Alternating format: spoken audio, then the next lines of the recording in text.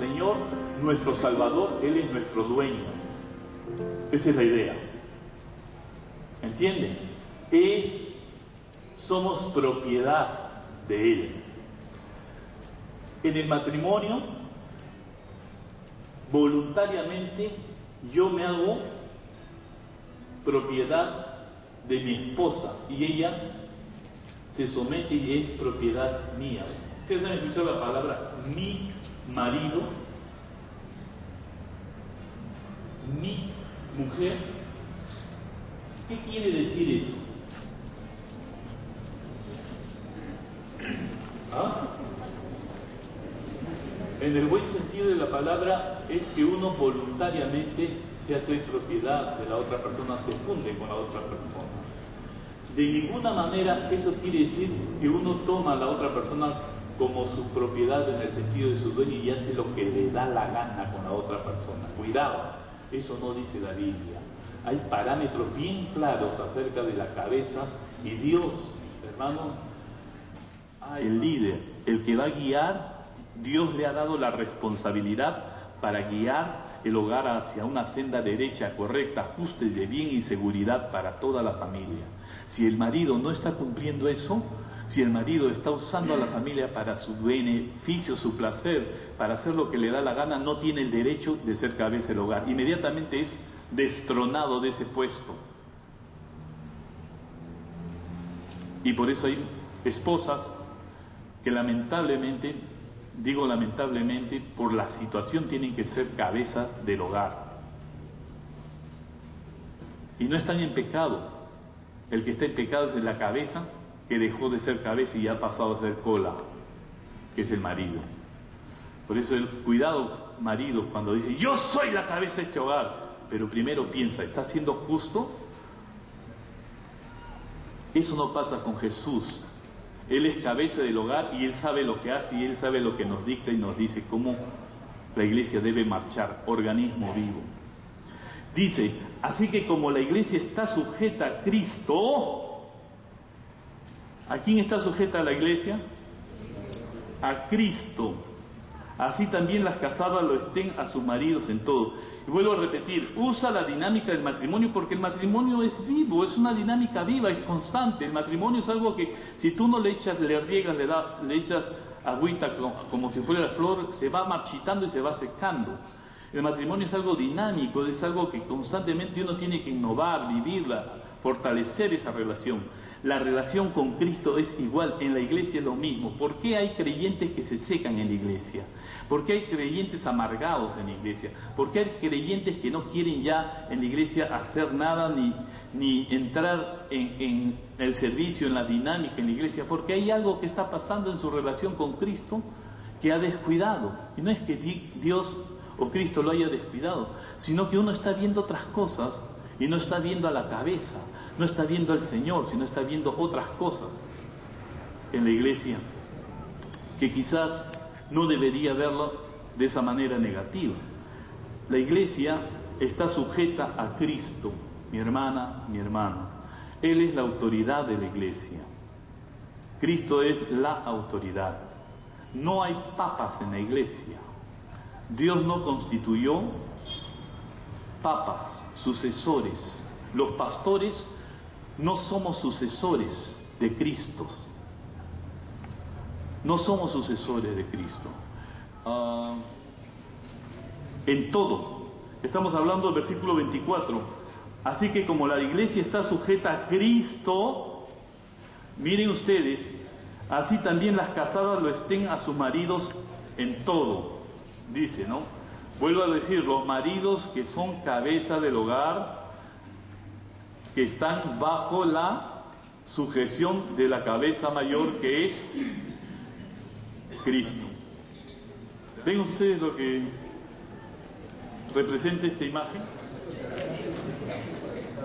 A ver, vamos a ir pasando. Pásenlo rápido, un segundo cada uno, hermano.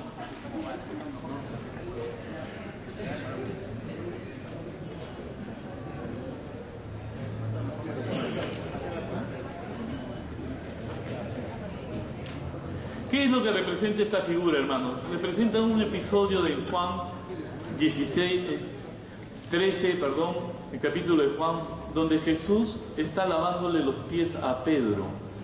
Pedro está sorprendido de que el maestro de maestros agarre, se arrodille, se incline, le ponga el lebrillo y le empiece a lavar los pies.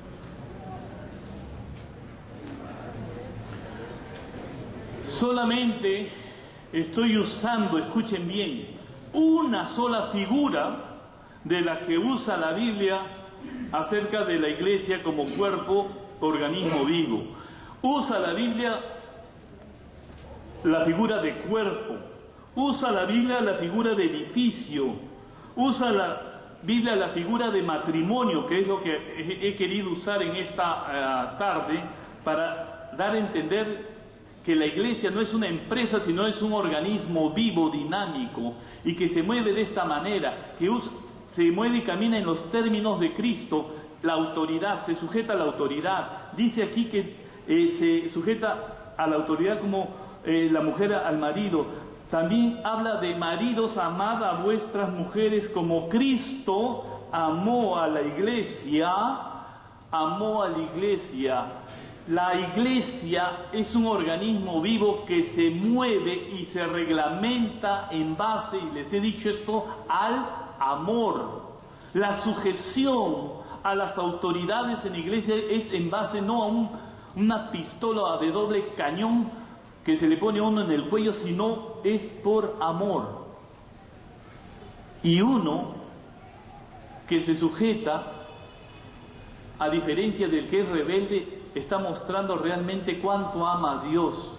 Al que le cuesta someterse y sujetarse, y le es difícil sujetarse a una autoridad, está mostrando lo poco que ama al Señor. El que ama al Señor y lo ama mucho, no le es difícil sujetarse a su autoridad. Algunos dirán, no, pero a veces las autoridades se equivocan. Sí, por supuesto que sí se equivocan las autoridades. La iglesia no es perfecta. La iglesia es una entidad o una institución aquí hecha, llena de hombres y mujeres pecadores. Y alguien ha dicho que la iglesia a veces es como la figura de un hospital, que muchos vienen heridos, vienen sangrando, vienen medio mutilados, vienen con enfermedades, y el que los sana no es el pastor, sino es el Señor Jesucristo a través de su comunidad de la iglesia. La iglesia es una entidad terapéutica, ¿sabían eso? La iglesia es una entidad terapéutica, es un organismo, es una organización terapéutica que ayuda al pecador a ir limpiándose de sus pecados. La iglesia del Señor, con el Señor a la cabeza, es un organismo que nos ayuda a encontrarnos a nosotros mismos y a encontrar nuestra identidad, y una identidad en Cristo. ¿Qué somos en Cristo? ¿Qué éramos en Cristo? Gente que no sabía ni a dónde iba, qué iba a hacer con su vida, y estaba llena de probabilidades y tentada a buscar por aquí, alternativa por allá. Pero cuando conocimos a Cristo, lo primero que Dios nos dio a través de Cristo es saber quiénes éramos, quiénes somos, para qué estamos aquí, cuál es el propósito de nuestra estancia aquí, y también hacia dónde vamos. ¿No es eso una de las cosas que por falta de saber esto es lo que causa la angustia de la existencia del ser humano? ¿Quién soy? ¿A dónde voy? ¿Qué voy a hacer con mi vida? En la iglesia obtenemos la respuesta a ese tipo de preguntas de existencia. Y Pablo sigue con la figura que nos está hablando aquí: cuerpo, edificio. Entonces aquí la idea es que somos un organismo vivo que se mueve, y vuelve de nuevo a la figura que estoy usando. Dice, maridos, amad a vuestras mujeres, así como Cristo amó a la iglesia. Y ya la semana pasada hablamos sobre esto. El que se mete con la iglesia se está metiendo ¿con quién? Cristo. Cuando tú rompes y rajas de tu hermana, de tu hermano, ¿contra quién estás hablando? ¿Y contra quién te estás metiendo? Contra Cristo, ¿no? Y claro, hermanos, obviamente la realidad, hay una realidad supranatural que la iglesia del Señor es y será perfecta cuando estemos con el Señor, pero existe la realidad terrenal que la iglesia no es perfecta y que tenemos nuestras tendencias, tenemos gente en la iglesia problemática, tenemos gente en la iglesia con conflictos, que el Señor está trabajando, y hay, y por qué no decirlo, hay hermanos medio Coca-Cola también, que no les funciona bien la cabeza, ¿no? Y pasa eso, ¿no? Pasa eso, es la verdad, ¿no? Lamentablemente sucede eso, ¿no? Pero es la verdad. Hay gente que viene a la iglesia y está distorsionada. Gente que viene a la iglesia y no está bien, hay algo que anda mal en su cabeza, pero yo he sido testigo cómo Dios aún a esta gente, como dicen algunos, se le patina la azotea. Dicen así. Dios los ha sanado. Dios los ha sanado. Dios los ha sanado. Antes yo era un poco esticoso cuando venía gente media rara a la iglesia, donde veía que estaba algo no funcionaba bien, y entonces trataba por todos los medios que los ujieres pues los sacaran de la iglesia, se los llevaran, les cerraran la puerta, o trataba de evitar a esas personas. Pero Dios tuvo que hablarme, hermanos, de que Dios es sanador y puede sanar aún personas que tienen problemas de este índole. Dios los sana también. Ahora, no quiere decir que vamos a llenar la iglesia e invitar ministerios de locos, ¿no? Vamos a abrir un ministerio para locos aquí en la iglesia. Pero creo que la iglesia no es perfecta. Es a lo que quiero decir. Quiero ir. Que hay hermanos, como alguien dijo, dio ese ejemplo, que le llaman los hermanitos lijas en la iglesia. Son como lijas. Pasan al lado tuyo y te raspan, ¿no? Y son difíciles de soportar. Pablo va a decirlo, lo dice Pablo, esos hermanitos que a veces hasta esos hermanos que son difíciles de soportar, pero en el amor del Señor hay que saber tener el arte de poder tratar a estas personas. ¿Por qué? Porque somos un organismo vivo, un organismo dinámico. No somos una empresa que fallaste y afuera, fallaste y despedido. No.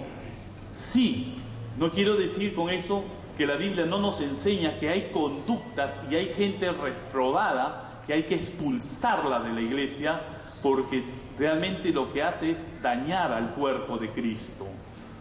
Hay situaciones, hermanas, hermanos, que aún en el matrimonio, incluso en el matrimonio, uno tiene que lamentablemente, ¿no?, decir esto no funciona. Lo mejor es que apartes a esta persona de tu vida, porque está dañándote a ti, a tu familia, y lo mejor es cortar la situación.